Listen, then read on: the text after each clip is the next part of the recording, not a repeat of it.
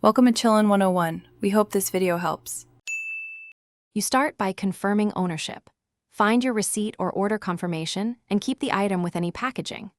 Once done, go straight to the retailer's customer service desk, explain your purchase and show proof.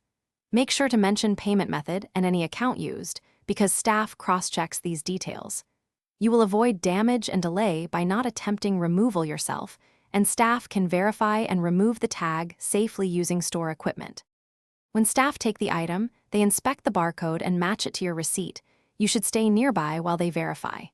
Once verified, they use authorized detachers or magnetic removers designed for that tag type to avoid harming the product. Make sure to request a quick inspection after removal so you see there's no damage, and keep a copy of any adjusted receipt or note in case of later disputes. This protects both you and the retailer. If you cannot reach customer service, call the retailer or use their online support immediately and explain the situation with order details. Once done, escalate to a manager if the front desk cannot resolve mismatched tags or missing records. Managers can authorize exceptions or further checks. Make sure not to force or tamper with the tag. Doing so risks damage or legal issues. So keep the items safe and wait for the store's official resolution or a pickup appointment. Thanks for watching.